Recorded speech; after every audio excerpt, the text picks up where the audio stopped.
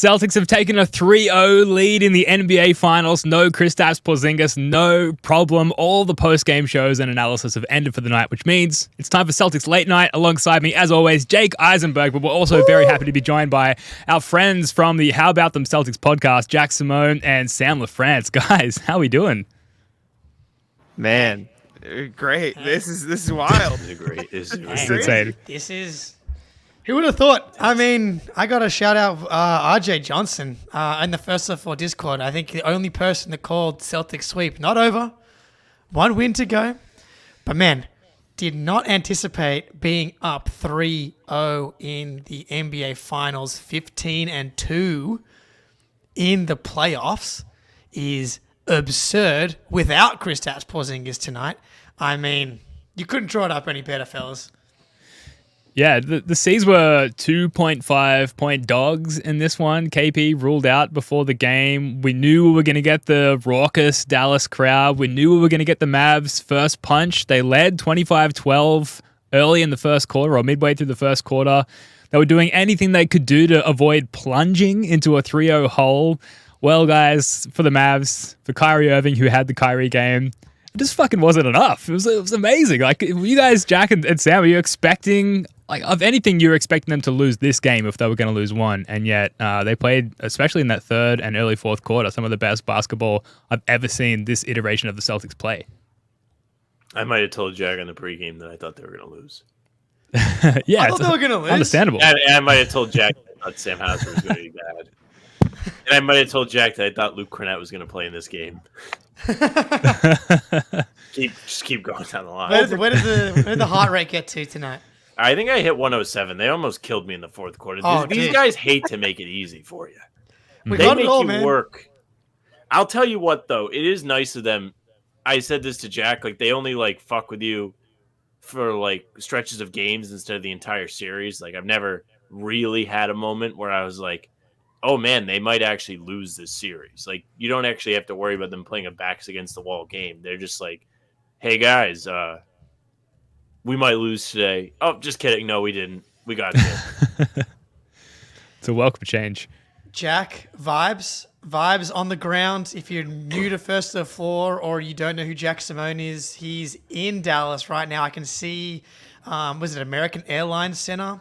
Empty, sad. You can feel the sage that Kyrie Irving lit earlier in the game still lingering.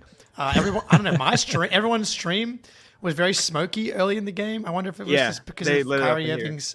It was his sage before the game, right? I don't know if it was Sage. I think they put like Steve in the arena. But I mean, if you're a dual listener of this and How About Them Celtics, you're gonna see this bit tomorrow because I just did it on the show. But I have a little infomercial for you guys if you'd like to kick. Oh, hell yeah! Please. All right. Are you tired of playing defense? Have you ever not wanted to defend anything in your life? Get yourself some Luka water to make sure that you never play anything. I found this at the scores table, so sorry. Yes, dude.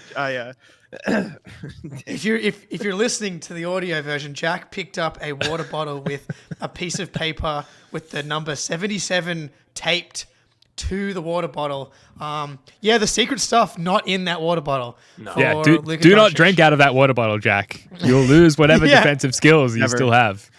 Not even skills. It's just like desire. There's clearly no interest in playing defense. I told Jack on our pod that's going up, he has to keep that, right? Like, you have to. If that's Luka's like actual water, you have to keep that. Yeah, that's one of one. Yeah, on eBay. Find a way to get on the flight. I don't know. Yeah, True. Yes, you may have to refill it at home. We bagged that in Australia. You can now travel with liquids domestically. Just international where you can't do the liquids. So you can bring Fireball on the plane now, which I've done. So, wow, which is cool. Yeah, there you go. Wow, come for the basketball talk. Stay for the international aeronautic law discussion. I suppose that's a good place to start, like game wise. The shutdown of Luka Doncic. We'll get into individual performances, but on one hand, I want to say there was really nothing noticeably different strategy-wise from the Celtics in this one. Obviously, accommodating for the loss of Kristaps Porzingis was huge, but as far as the way Luka was defended, making him work, staying down on his pump fakes, being disciplined, going at him on the opposite end relentlessly to the point where he actually fouled out of this game. Sam, your face is currently the happiest as I say this, so I've got to throw to you first. But what's your take on just the Doncic strategy, the Doncic rules, if you will, for the Celtics in this one? Yeah, nothing better than making him actually play defense, because we just talked about it. It's his least favorite thing. He hates playing defense. Clearly, he doesn't want to be engaged on the end of the floor. I'm sure everybody's seen it. I literally have it on my top screen. Windy destroying him on SportsCenter tonight. Just calling him out for his defensive efforts, not just in this game. Game 2 was just as bad. Jack and I did an absolute annihilation of him in that pod.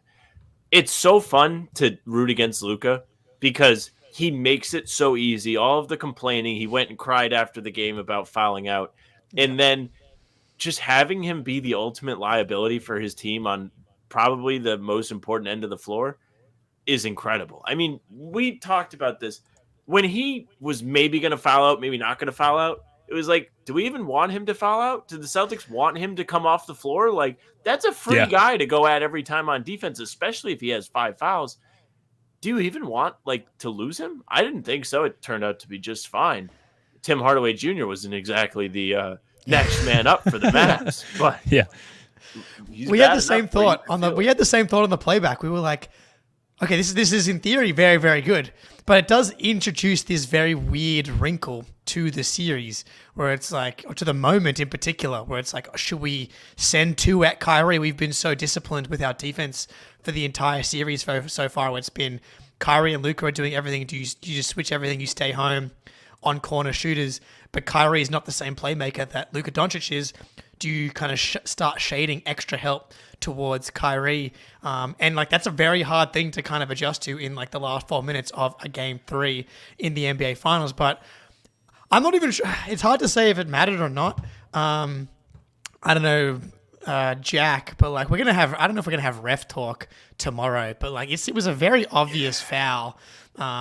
And then he also didn't get called for the foul where he tackled Jaylen Brown a few minutes earlier. And then the 4th foul that he did pick up was picking up Peyton Pritchard 39 feet from the fucking basket. It's what are you doing, dude? So he's just very bad at defense. It's very, very, very bad. Terrible. He's terrible. The crazy part about it, he had the comments after the game. He was like, you can't be physical in the finals.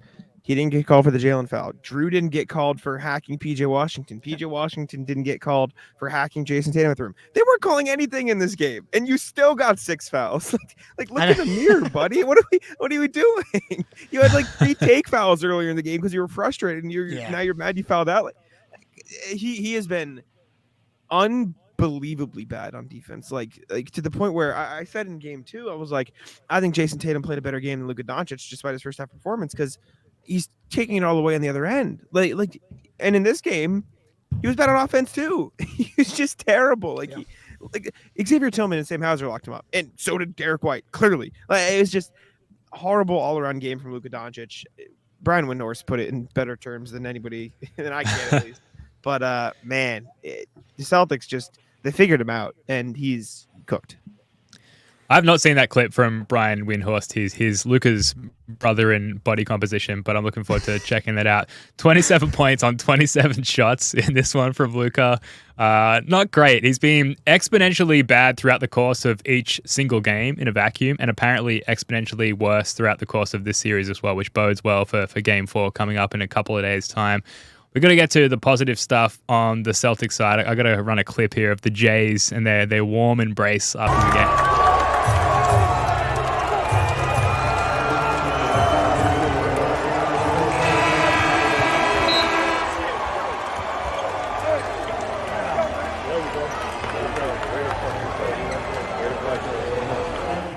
Believe JT says way to fucking play into his ears. Dude, we're starting to get the content we've been craving for really since game 7 of 2010.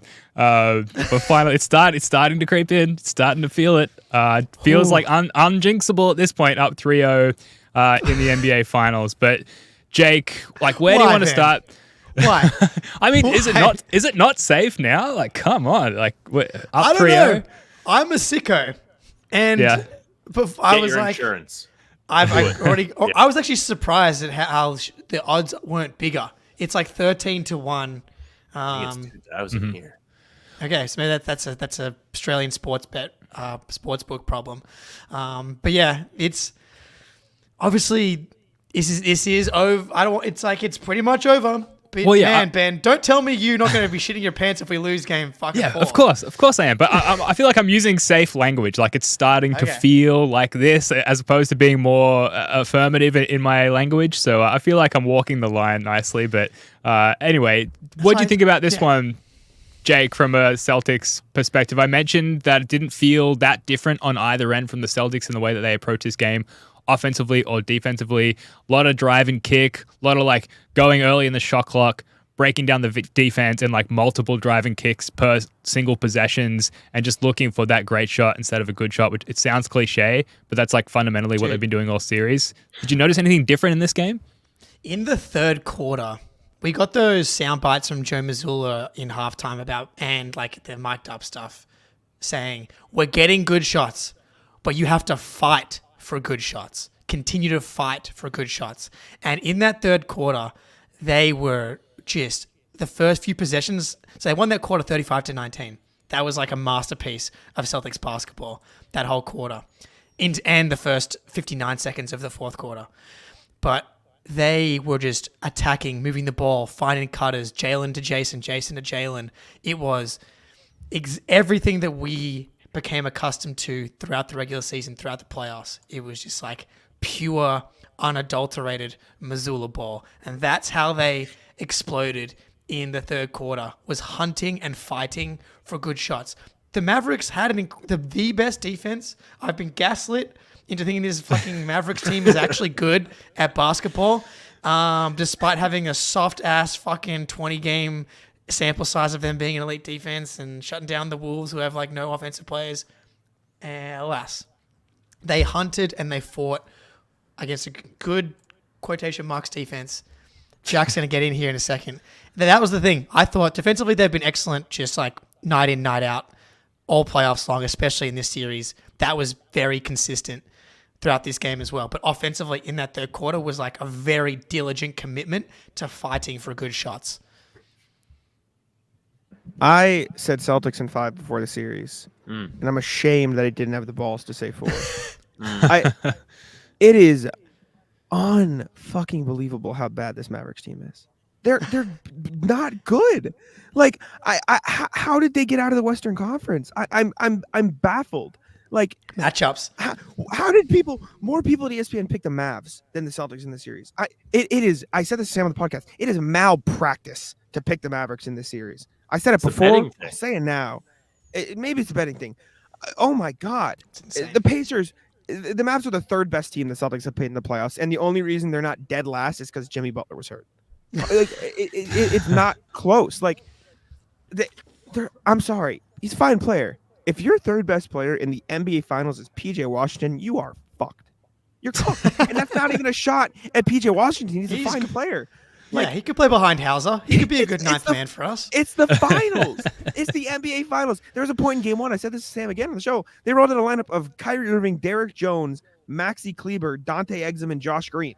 That's the lineup in the finals. Like, it makes no sense. I'm torn because that hurt my Australian soul right there. But like, I'm sorry. Right. You're right. You're right. I'm like, oh wait, but I'm like, it's true. It is true. Timberwolves should be embarrassed. The Thunder should be embarrassed. The Clippers should be embarrassed. Clippers without Kawhi should beat this team. I get that they've had a good defense, but your offense is so one-dimensional that you can allow the Mavericks to play this dog shit style of defense. You deserve to be eliminated from the playoffs. It's truly unfathomable how bad this Mavs team is. They're playing a style of defense where they just leave shooters open. This is Mike Budenholzer Bucks. Let's leave guys open strategy in the playoffs. And the only reason those guys won a title is because KD's foot's 10 feet tall. Like they had Chris Middleton and Drew Holiday. Like, the Bucks' fifth best player is better than the Mavs' third best. Like, oh For my sure. God, it is insane how big the talent gap is for this NBA Finals, and the fact that people genuinely believed in their hearts that this Mavericks team was going to beat the Celtics. You do not deserve to cover basketball. Learn Chinese. Horrible. Let's go. Yes. Horrendous. I said it before, and Sam can vouch for me. I said this before the series. It is not even close in terms of talent. Not close. No, it's not. I mean, that's a great point. You know, a lot of us looking for jobs. Yeah, they should. Anyone that picked the Mavs is immediately fired, and all those jobs are now open. Fired. Maybe there's like a live hearing. It's just like, what do you think that you have done to deserve to stay? And they have to plead their case. The Celtics and then all of us are sitting there watching. Haven't done anything. Man, people loved the trendy pick of the Mavs. Like, it was like the look at me, I know ball pick. Like, you think this 64-win Celtics team is good, but actually these guys that won 50 games and have two stars that don't play both sides of the ball are going to beat them, and here's why. They were it's favored. Just been in an game. incredible watch. Yeah, they're favored in the next game. 4. Yeah. Jack, they're just printing money for you. You can pay for your flight back. Oh my God. Are the Mavs really favored in the next game? They are At one point. Jesus. Fuck. It's pretty self-affirming for Celtics fans. This is how I feel, because listening to all the pre-series pods, listening to everyone, so many people, the majority of people, as you guys say, choose the Mavs. I'm listening thinking, do I not know ball as well as I think I do? I'm pretty sure the Celtics team is through and through, at least 1 through 8 rotation wise, far better. And even if you do want to ignore their postseason so far, look at the body of work in the regular season, and yet no one seems to be recognizing that. Am I crazy? Those same people who pick the Mavs are the same people who can be like, "Oh, the Celtics had it easy." Motherfucker, you picked the Mavs. What do you mean they had it easy? You actively. Yeah. Are we battle tested now? We battle tested now? I want to fucking know, dude. Yeah, man. I'm convinced the Pacers are better than the Mavs, at least in this medals. In this matchup. Can we make that happen? Yeah, they should introduce that. If Adam Silver's trying to find every possible way to create more revenue, there should be a bronze medal series that happens in the off days. No way. Yeah, dude. That'd be sick. That'd be awesome. Halliburton's healthy by now. Troll accounts on Twitter if they were playing a third place series right now. You got Ant and the Timberwolves playing against the Pacers. Yeah, we can call it the Karl Malone Cup. Or something like that. Can you imagine if the Celtics had to play in a bronze medal series last year after dropping Game 7 at home? That's rough. Man. Yeah, I'm here for it because, the Celtics would have a bunch of fucking Karl Malone Cups by now after losing all their conference finals. We got to be careful with the Karl Malone attribution with the title there. But I know what you're saying. Who else lost a bunch of conference finals? DeMar DeRozan lost a bunch of conference finals. James Harden, conference finals trophy. Clyde Drexler. Yep. The Drexler Cup. But yeah, man, I think what happened, because there was no real basketball case for the Mavericks. If you wanted to, the one thing I can hear is you didn't believe that Porzingis was going to be able to play. If you truly believe that he was going to give you nothing, then I can kind of talk yourself into he gave him nothing tonight. Well, I'm just saying. I'm trying to be a little empathetic. But there was no real case for a team that dominated. Now, what are they now? 32-5 without Porzingis for the season. They are just dominant across the board, two-way. Mavs your favorite though, guys. Yeah, look out. Dude, the gambling companies have made so much money. They absolutely nailed the pricing. If they had made the odds closer, then more people would have bet on the Celtics. It's actually a really good lesson in gambling because all of the media, all of the marketing, all of the nonsense pointed towards the Mavs winning or whatever. And it's insane, actually. It's kind of fucked up. But ESPN being able to have 9 out of 17 of their experts pick the Mavs, which is then going to influence the general public on which way they bet. And they're going to bet on the underdog and then just donate their money to all the gambling companies is really messed up. But that's a longer conversation for another day. But I think everyone is kind of gaslit themselves into thinking the Celtics were bad for some reason. There was just no tangible, real argument besides you know what's crazy? If the Miami Heat don't have one of the most out of body outlier shooting experiences in both the first round and the conference finals against the Bucks and the Celtics, if that doesn't happen, then the whole universe is different. The whole world is just completely different. If Caleb Martin doesn't do what he does in the conference finals and the Celtics go through the finals and the Celtics lose in 6, then like this, and then we assume that Brad Stevens makes the same trades and we get Porzingis and Drew Holiday. This whole universe is different. The take world is completely different because Miami Heat tricked everyone into thinking that the Celtics are bad when in reality they had a cataclysmic once in a generation shooting experience, and then Jayson Tatum hurt his ankle in Game 7 where they weren't able to fully recover. And that is the reason why everyone's perception fully changed, because it's like you can kind of say the 2022 finals is one thing, but that was the thing that people really pointed to and being like, these guys cannot do it when it actually matters, when really it was just a pure fucking luck, like Big Bang. Like the Big Bang is more likely than what Caleb Martin did in that fucking conference finals. Oh man, I think we have that clip for socials. Jake Eisenberg just cooked the entire non-Celtics loving universe in like a good 2-minute stretch. That was amazing. Thank you, Jake. You're welcome. So good. What were you guys most impressed with in this win? Was it the response to the Mavs 17-2 run? Was it like Jaylen Brown? Actually, let me run this clip here very quickly of Jaylen Brown with like maybe the most clutch bucket of his entire career. Brown using the screen. Drives, pulls up, jump shot, puts it in. Jaylen Brown now with 30 and the lead back up to 4. I mean, Splash. You just love to see it. You love to see it. The Jays combined for 61 in this game where, again, I don't want to go over it all again, but the odds were literally against them. The narrative was literally against them.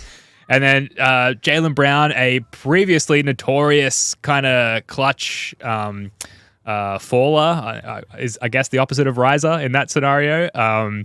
Just comes up massive, huge balls in the clutch. And thank you, Paolo, for the very generous donation. We'll make sure that we siphon off half of that to these guys when we're in Vegas during Summer League.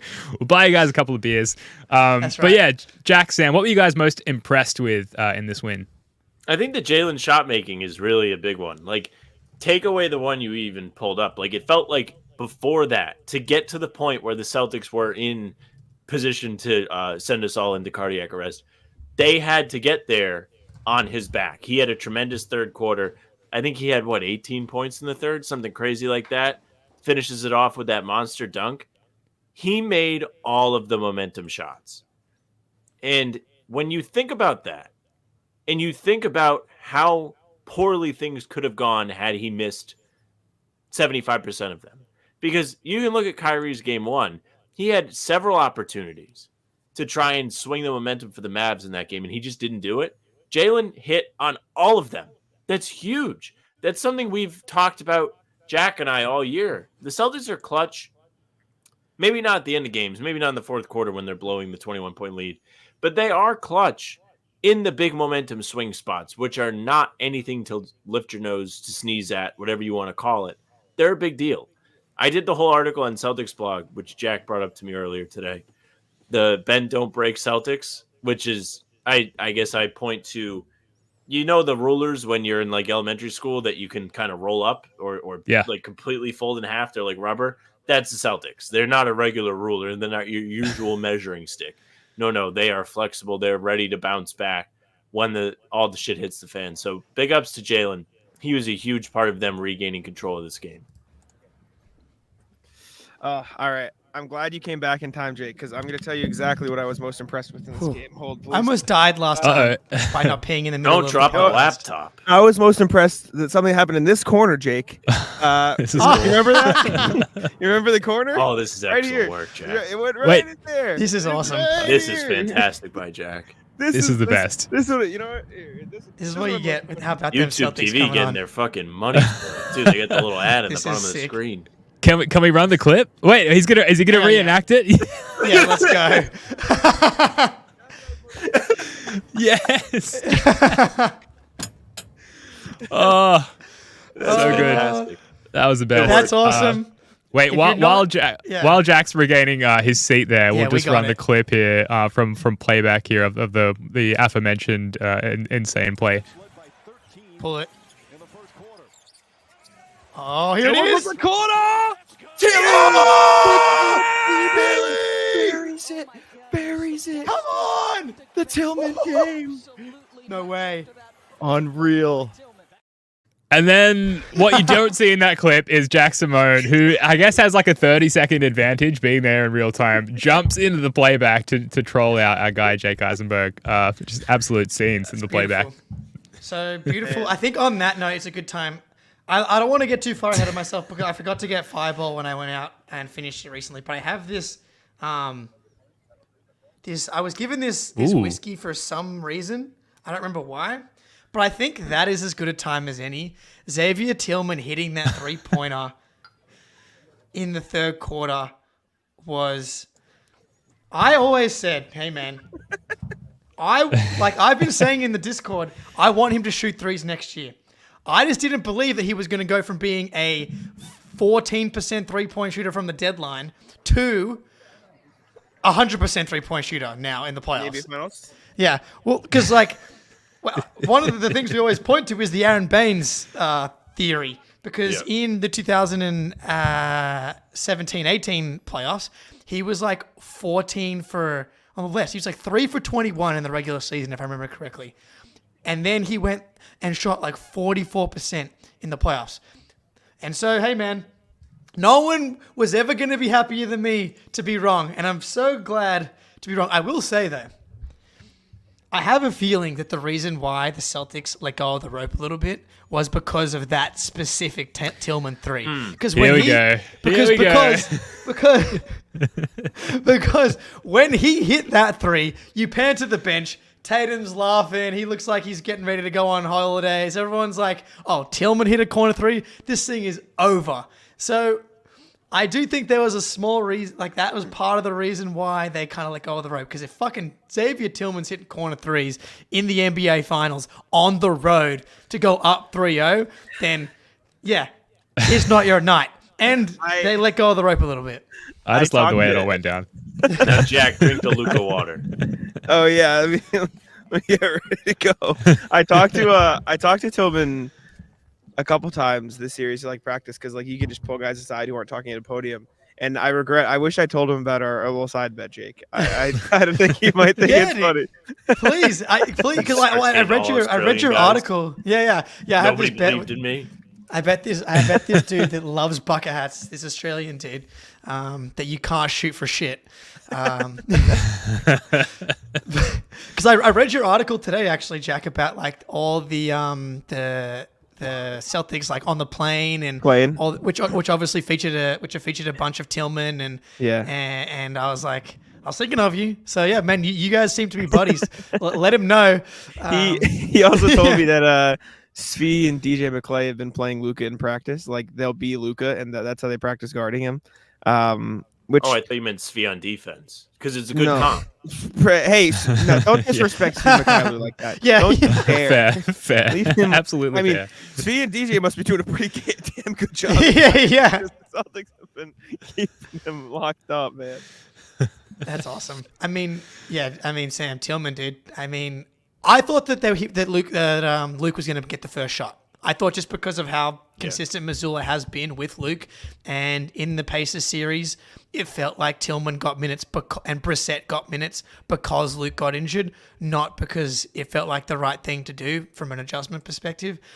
And so I thought we were going to get Luke in the first quarter, and then it was going to either work or not. And if it didn't, then he would move to Tillman. But he went to Tillman straight up, and it was obviously the right move because it allowed them to switch. And he was switching on to Kyrie, Luka. I mean, the 3-pointer, the cherry on top. But the defense, like you're able to maintain your defensive structure and culture in this series, which I do feel like is the reason you're winning the series. And for him to come in and be able to do that was so important. Yeah, and I love that they were able to use Tillman to be Horford light in this, because something that has been my favorite storyline of the series has been Luka picking out his switches. He's addicted to trying to get Jaylen off of him, which I cannot blame. Turpelo Yeah, I hate whatever. that, like, when people come to say hi to Jack, they never can hear me. I know. I it's yeah. bad just say hi to them. And they I was can't in hear me. pregame. I was in pregame, and Chris Forsberg and Drew Carter walked by me and said hello. And Sam goes, "Hey," he just headphones. They keep trying to pick on the big guys. Like, Luka is a phenomenal offensive talent. Like, tremendous footwork, great skills, unreal shot making. He doesn't have the speed to exploit these bigger guys. Horford isn't going to be falling victim to Luka's strength advantage that other guards would. Neither is Tillman.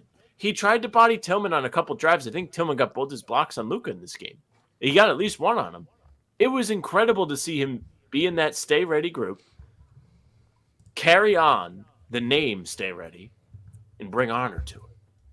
So much honor. You arguably have like better defense from in terms of your bigs switching onto Luka with KP out, with Tillman off the bench in that case. Obviously, you have a huge drop in your offensive production with KP out, but Tillman was near flawless in his defense of Luka Doncic in this game. Finished a +9, 2 blocks, and one very spicy corner 3-pointer, which was incredible. And that moment is going up on like the first of the floor. And how about them Celtics trophy cabinet shelf after this is all said and done.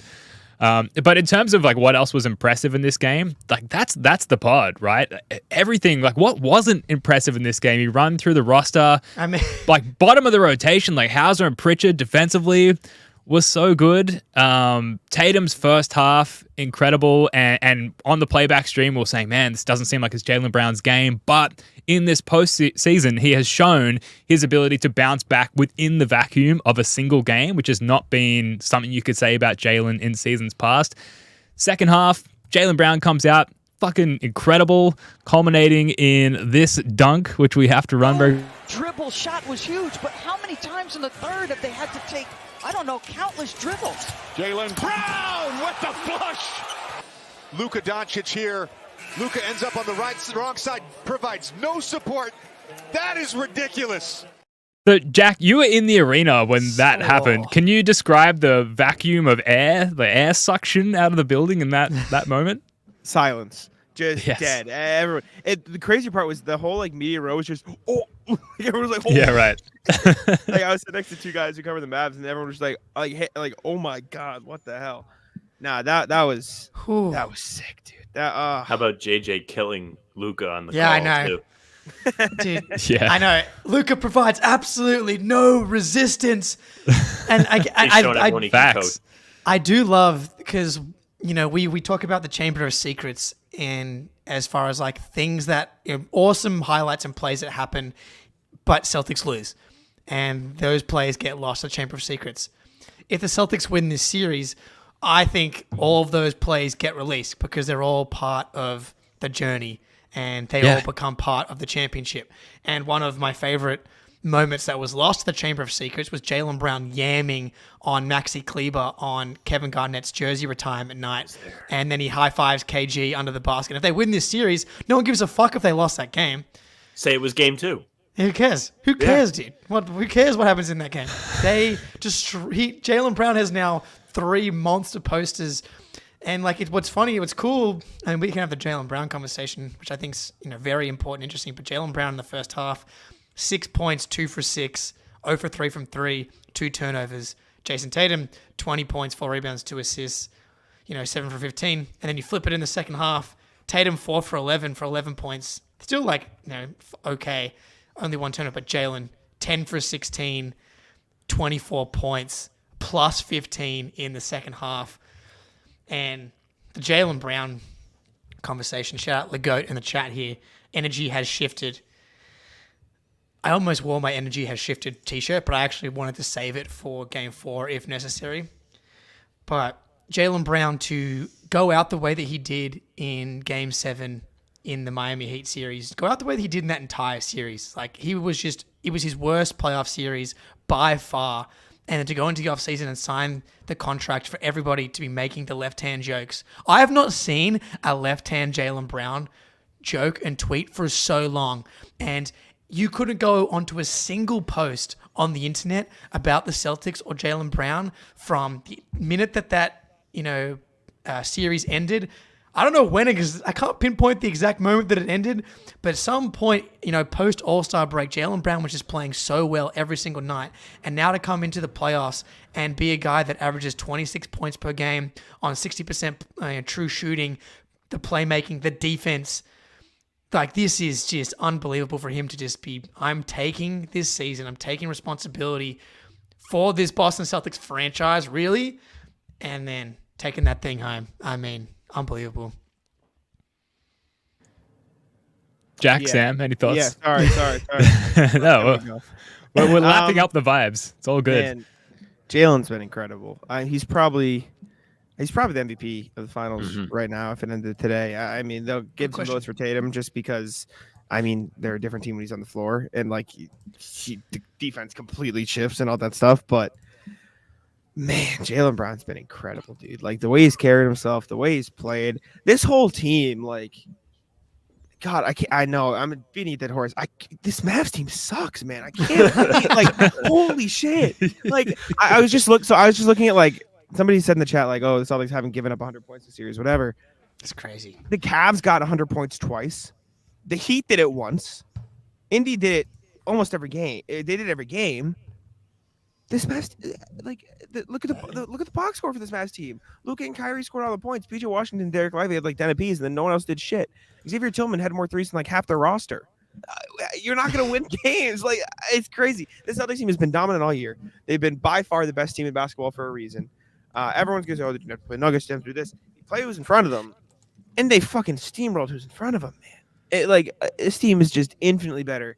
They've proven that they're better than everybody else in the NBA this year. Obviously, they have to finish the job. Still need one more win. But, oh, my God, it is embarrassing that people pick them out of this series. Holy shit. Yeah. Go ahead, Sam. No, I don't have anything.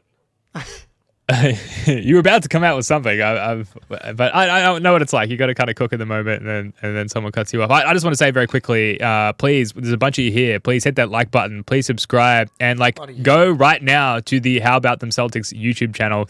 Yes. Subscribe to that shit because it's awesome. They've got new videos pretty much every day.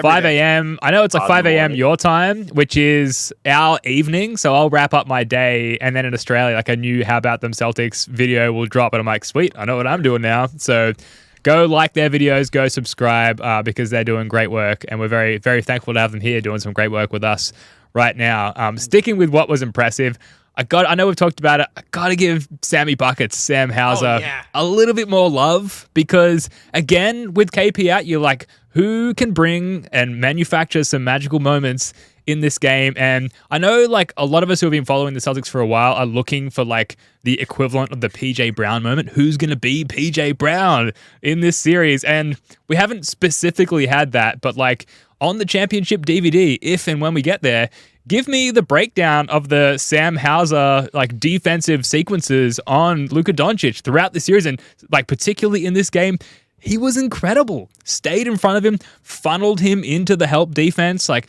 a excellent combination of the fundamentals from a team defensive schematic perspective, but also like just physically, our white guys, to quote Drew Holiday, can fucking defend. And they had Pritchard as well. They defended the shit out of Luka Doncic all game and have done all series. That's just so impressive to me at this level. This undrafted guy who hasn't, his shot, like his key attribute hasn't been with him all postseason rather, can come out and defend that way against like a top 3 player in the league right now. That's just infinitely impressive to me. Yeah, and to build off that, the shot making, a lot of the chat talking about his big threes that went in. Those were some of those momentum swinging shots like Jaylen had in the second half. The Celtics fell into a massive hole at the beginning of this game. Hauser comes in the game, all of a sudden nails from 3. Was awful last game, had a good game 1, was dreadful in the Pacers series. He must have had plenty of time to watch some Sam Hauser highlights on YouTube on the plane ride from Boston to Dallas. And he just looked completely locked in. He was confident, ball finding the bottom of the net, and it was huge for the Celtics getting themselves up off the ground after Dallas threw a massive first punch. And then, again, the recurring theme of this series, Dallas, a team that loves to hunt mismatches, as does the entire NBA, as much as I think it's lame. Everybody loves to do it. And then they run into the Celtics. and they just can't find anybody. Like even Hauser, who looks like if you closed your eyes and you thought of a mismatch, that's who comes up. Like that's who you think about. And yet you're trying to go at him and he's sticking with you. He's playing good defense. Even Peyton Pritchard had a defensive possession on Luka today that was like, oh my God, did he just block him? I don't think he did. I think Luka passed out, but he had to pass out of a fadeaway because Pritchard was right on him. They are not making it easy for him or Kyrie. Shout out to, he did put Pritchard on his ass, but shout out to those guys for playing really, really good defense. We talk about Pritchard too, though, but like Pritchard also stood up where he could against Luka. Now when I close my eyes and think of a liability, I think of Luka Doncic. That's what I close my eyes and see when I think about defensive liability. Generic guy that can't play defense drop. The ultimate archetype. I'm convinced that my fat ass could get by Luka Doncic. Like, come on. Like, what? It's so just at brutal. carnivals. It's like $10. You get to try and score on him. Yeah, Dude, lined up. I would love that. I mean, we he's definitely worse. Yeah. Man, he's a worse defender than John Collins in the first round last year. I mean, It's we definitely know crazy. Noah Dalzell could definitely rebound over Luka Doncic. Yeah. I mean, Yeah. We're playing tomorrow, and I oh no, told Noah and the vlog, I am making it my mission. you got to put her in the post. She's gonna have a bad Actually, day. get a chicken wing, Noah. He's She's gonna, gonna have a elbow bad her day. in the neck. Yeah, no, it's done. No, I can't let that happen because that clip wasn't even my fault. I was boxing my guy out, and let Noah come in from the perimeter. It was your fault. It was you, and you know it. Noah just does her stream tomorrow, and she's in a neck brace. I know, just like, hey man, that's what you get. Yeah, Jack's talking to allegedly someone in the stadium. It's definitely not true, but Sam Hauser, man, there's no one the there. bench, the bench in general. I mean, like Hauser in that first half was a +9 to go along with his 9 points, 3 for 3 from the field, and like this is what you kind of want from your shooters. You kind of want spike nights as opposed to like 2 for 5. Like I'd rather get a 3 for 4 night from Hauser than like a 2 for a 4 or whatever. Like where I don't want his percentage to be average out, whatever. Just hit all your threes in one go because it guarantees that we win. It's like he was 100% from 3 in game 1. He has the no dip 3. He has the fading 3-point shot in the corner after KP blocks Kyrie Irving on one end. But yeah, man, tonight, this just feels like a cultural thing. And I don't know if you want to give credit Joe Mazzulla, credit Jaylen Brown, credit Jayson Tatum for making defense a value. Like you want to go back to Kevin Garnett, reinvigorating the Boston Celtics franchise and bring back that defensive identity. Like whatever had happened in the offseason or this season, they had it night in, night out. Like some of the best performances all season long have been when guys were out. They are now 32-5 without Kristaps Porzingis. They are undefeated in games that Jaylen Brown doesn't play. They are 7-1 in the 8 games that Jayson Tatum didn't play. And a lot of that is to do with the defense and the impact of Sam Hauser and Peyton Pritchard. And they're not just natural defenders. He's gotten better every single year at defense. And this series is the coup de grace. If you thought coming into this series, yeah, it's cool that Sam Hauser is the house trap or whatever, and guys take themselves out of their offense. The best moment, wasn't even on Hauser. I just remembered that Tim Hardaway Jr. tried to isolate on Sam Hauser, I think, in the second half, and it was like, oh, he's not gonna pass to anyone. He's just gonna go. It's Tim Hardaway Jr. time, and he ends up taking like a 17-footer fading baseline shot over Hauser, and it's a clanker, and it's a credit to these guys to incepting the minds of the opposing teams. You can't really credit them too much. I mean, Tim Hardaway Jr. has made a shot since May. Yeah. You know what I say though? This means something to me. This Brad Stevens. This means something. Very handsome. Dude, think of the way this team came together. Obviously, drafting Jayson and Jaylen and Pritchard was standing age. Trade for Kristaps Porzingis, which took Well, we should talk about that. people killed him for that. Time. Exactly, took balls. Ponying up 2 firsts for Drew Holiday was genius. You have to Obvious, but yeah. Got right on it though. 2 days after the Bucks fumbled. Found Kramer. Yeah, found Sam Hauser after the draft, picked him up. Found Cornette, traded for Xavier Tillman, had him 3-point leave, specialist. traded for Xavier Tillman. Brought Al Horford back, paid a first-round pick to bring Al Horford back. dude, like there was a time 2 years ago people were like Celtics were regret giving up Alpera and Şengün. Dude, Brad Stevens has done an absolutely like phenomenal job. Like he should win Executive of the Year next year just because of how good he did this year. Again, like it can't, like he was one of the best coaches in the league. There was a point where somebody did a poll on Twitter and said, "Would you rather have Giannis or Brad Stevens?" And like 45% of people pick Brad Stevens, and he's an even better GM. Like that's incredible. Okay. I'm not sure I can get there. I've got so many tangents off of that rant, Jack. That was beautiful. Me too. Kristaps Porzingis we need to talk about at some point here. And was the trade worth it? Do they even need him? Yeah. But then, the Joe Mazzulla, Brad Stevens thing, because I think Brad Stevens was one of the best coaches in the NBA. I think it was without question. He was just like an X's and O's wizard. He's proven to be an incredible GM as well. And now we have Joe Mazzulla, who seems to be really good with the X's and the O's. But also, man, we talk about the mentality. People loved Ime because I've been saying he was a surface level hardo. He would call Jaylen and Jayson bitches, and people loved it. But Joe Mazzulla takes it to a whole new level, and this mentality to be able to bounce back from deficits to all season long, just like not step on people's throats, or should I say ass to throat, is what we've been talking about. Big time. And so Brad Stevens has been incredible, and he doesn't go away from Joe Mazzulla after the Heat series and that run. But like this organization, kind of from top to bottom, if you want to give Finals MVP to someone, like Brad Stevens is a fair choice. What if you give it to Doc Rivers? Because Doc Rivers didn't want to do a rebuild 10 years ago. So they traded him to the Clippers. You can watch all of his story unclipped on FX. And then they had to bring in Brad Stevens. I did a whole Celtics blog article. I was like, it was before they played Milwaukee in Milwaukee this year and they got murdered. But I was like, what if, I think we all owe Doc Rivers a round of applause because he didn't want to coach the Celtics anymore.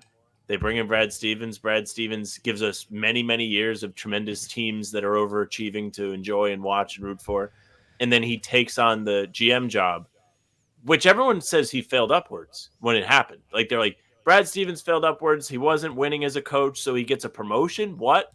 Then he goes and gets Al Horford. The very first move, I'll never forget it. I was waking up and I saw the Woj tweet, and I was so pumped. I'd been saying to Jack for forever when we were doing our pods, I was like, what if they brought back Al Horford? It makes sense. He fits with his team. He's still a good player. And they finally went out and did it. He's been making tremendous moves ever since he became the president of this team, and I think he's given us all plenty to be happy about.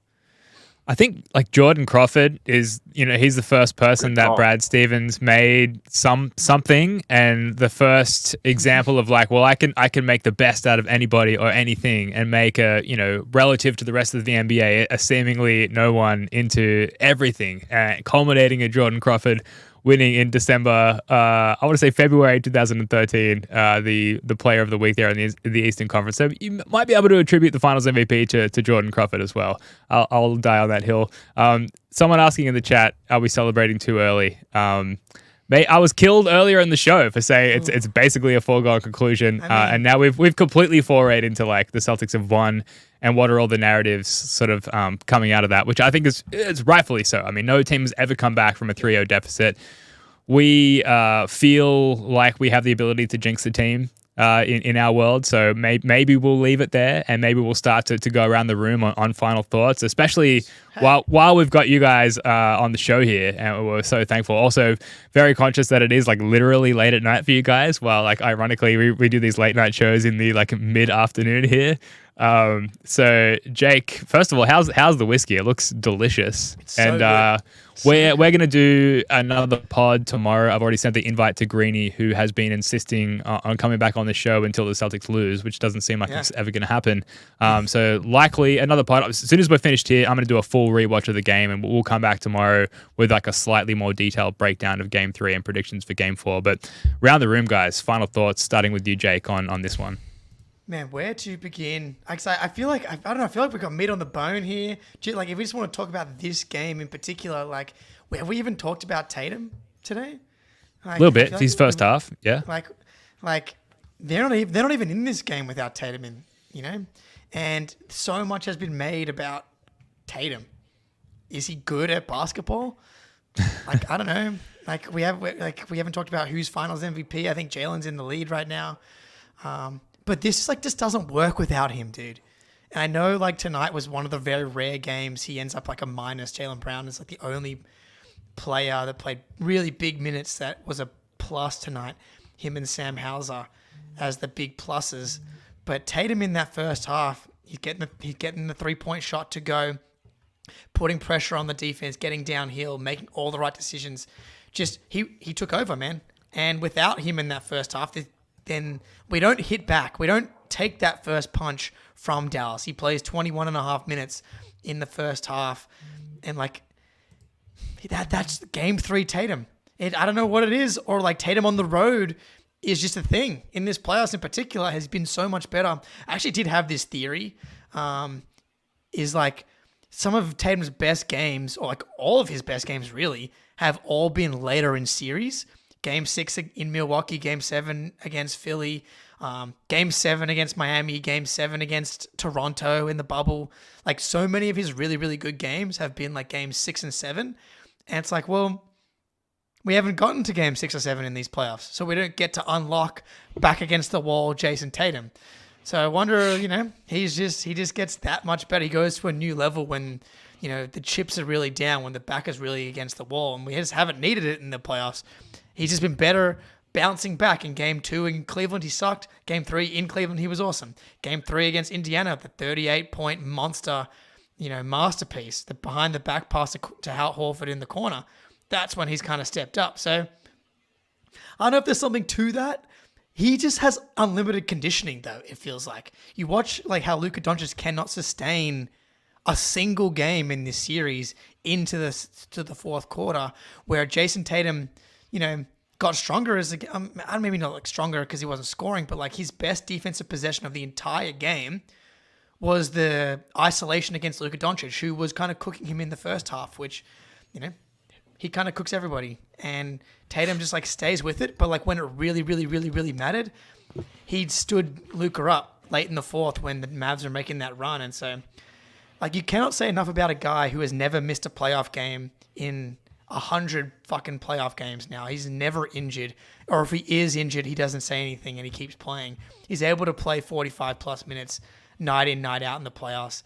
God, like the only reason this entire thing works in this matchup is because Jayson Tatum's able to guard and battle with Lively and Daniel Gafford.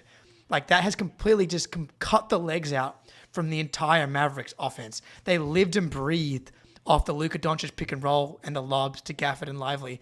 And just Tatum's ability to guard centers going back from Bam to Mobley to Miles Turner to Lively and Gafford.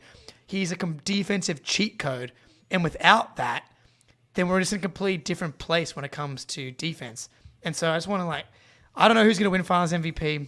I'd probably vote for Jaylen right now, but also none of this is possible without Tatum's ability on both ends.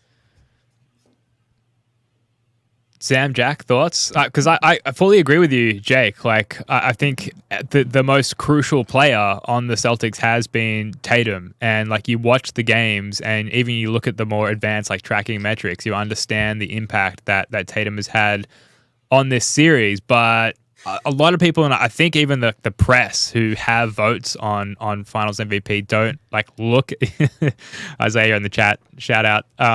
I don't think that a lot of people look at the game that way. They look at it at more of like a raw stats perspective. So while I fully agree that like Tatum has been like has had the most tangible value in the way that he's played the game and controlled the game on both ends, I think it's not leaning towards Tatum as far as the Finals MVP is concerned.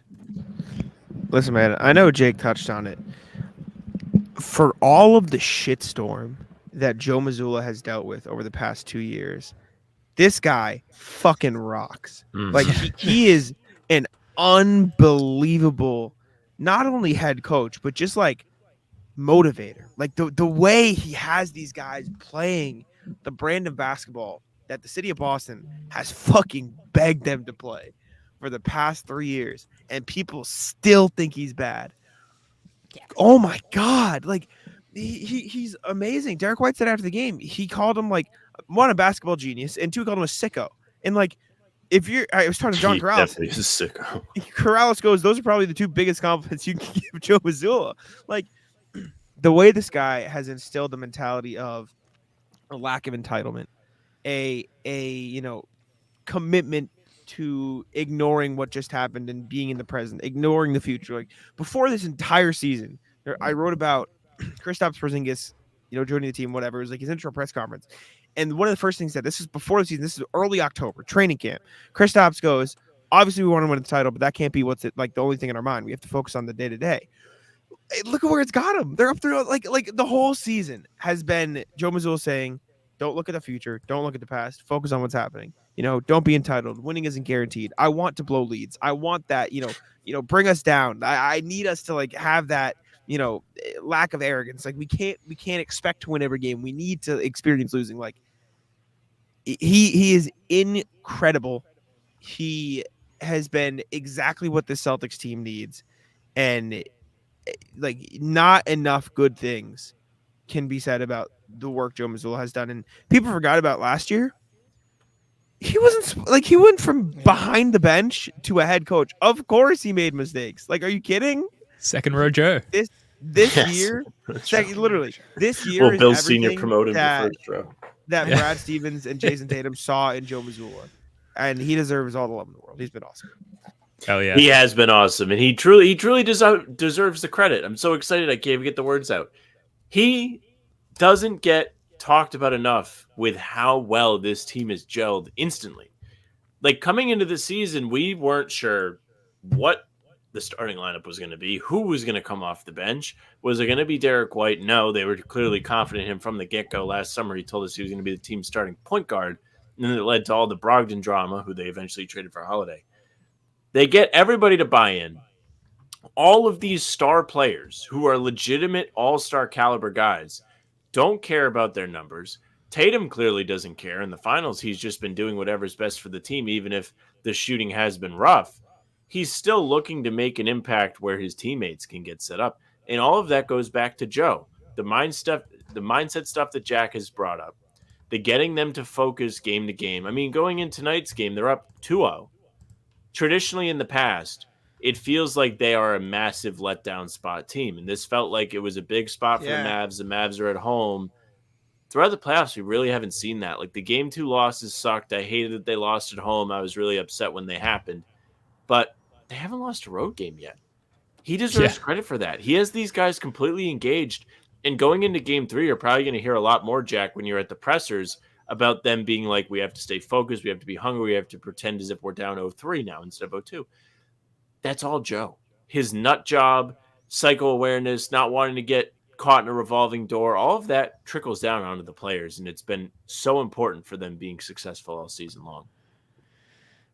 It's just such a lovable, it's become such a lovable team and franchise top to bottom. And there's no surprise that that is on, like, converging on the winning of a title, that everything has sort of found its perfection, whether it's the team management from a coaching perspective, from a front office perspective, from a mindset perspective, from a skill perspective, as far as our best guys hitting their prime, as everything else is converging in its own perfection as well. And then, unsurprisingly, here we are up 3-0 in the NBA Finals, 1 win away from banner 18.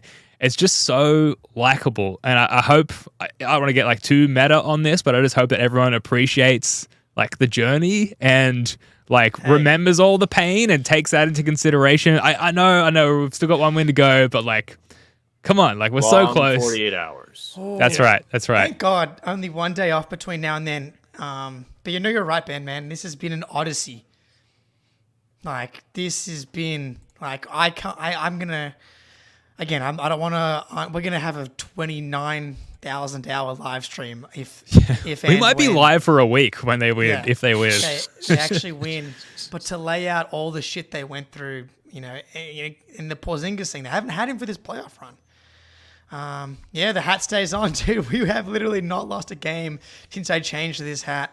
Shout out John Sutton, my friend, who I stole this hat from. I was like, dude, I think he may have just won the Celtics a title. He's also a Celtics fan, by the way. So he's as happy as anybody that this is what's happening here. But yeah, man, the journey. We've been through some shit, bro. I mean, like, Yes. again, we can unpack all the shit that we've been through over the last 7 years, but especially the last 2 years, to not have a title at this point, and we're on the precipice. But yeah, Joe Mazzulla, he's at the forefront, man. Like, to get these guys to be locked in. I will say on the minutes thing, and being like one day off, I've been someone who's been like, I know everyone's worried about Al Horford between game 3 and game 4 because of only 1 day being off, but the Cavs series was 1 day on, 1 day off the whole time, and his best game of the series was game 5. I think the Pacers series was pretty day on, day off as well, and he was pretty excellent in that series too. I would be, if I had to bet who was more impacted by there only being 1 day off, Al Horford or Luka Doncic, I'm going to choose Luka Doncic, man. Al Horford is built for this shit. I don't know, man. It's always an Al Horford series. And he comes out tonight and he hits another 2 monster threes. He had 2 very uncharacteristic turnovers late in this game. Oh, that late travel? The travel, and then on like the far side, he had the ball and like kind of probed and then ended up getting pushed, maybe not pushed, out of bounds, and it was a turnover. He was kind of right on that. Nobody ran with him, and they had numbers on the break. I was screaming at the TV. I was like, somebody run! You have a dunk! And nobody caught up with him. And then he was like, the defense like kind of realized it all at the same time. They're like, wait, nobody ran with him? Okay, everybody go get him. And he was like, no, wait. And Joe, what he should have done is just, there's no way Al could have known. He tried to call a timeout for what it's worth. Joe was trying to call running it. up the sideline. But Al, what he should have done, if Al knew next year when Joe and all the players are on an even more symbiotic, relationship, Al Horford's going to know that Joe Mazzulla was running down the sideline. So Al should have just stopped with the ball in the corner and then slowly fallen out of bounds. And by the time he actually did fall out of bounds, Joe Mazzulla would have gotten the timeout because all Mazzulla needed was like 1 more second to get the timeout. But yeah, man, I wouldn't be stunned if the Celtics are more ready to go from a conditioning standpoint for game 4 than the Mavs at all, including Al Horford. And now we know fucking Xavier Tillman can stand up defensively too. So, yeah, man, they're going to be hungry. Al Horford's starving. He's got that thing on him. He's got the thing. 100% from 3. 100% from 3 in the playoffs. Let's go. Yeah, lethal shooter. What's that, sorry?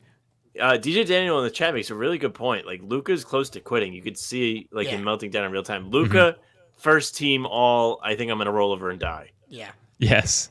The injuries get so much worse the more he's losing. He actually might, so I half think his kid called him out for not playing defense in the pressers today.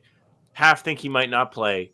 Half think he's going to play but act as if he got shot and need to be, stretchered off because he loves to let you know he's hurt. There was a play in this game where Drew Holiday poked the ball away from Luka, and Luka took, a wrestling bump. He looked like he just got kicked in the face and, completely fell flat on his back. Yeah, Luka might move into full-on individual narrative maintenance mode, which would be great for the Celtics in Game 4. All right, guys, I think we'll leave it there. Another Celtics late night in the bag. Make sure you subscribe to our YouTube channel and the How About Them Celtics YouTube channel. There's a lot of Celtics content out there, so you subscribe, you like our content. That helps us defeat the narrative and helps our shows stand out amongst the many, admittedly, awesome YouTube Celtic shows out there. Jake, we're going to be back live here on YouTube tomorrow night for a more detailed breakdown of Game 3 and a Game 4 preview. I have reached out to Dan Greenberg of Barstool Sports, who I'm quite sure will be very willing to come back on the show for a Game 4 preview. We'll catch you guys tomorrow. Jake, Sam, Jack, love your work, guys. Until next time, go Celts.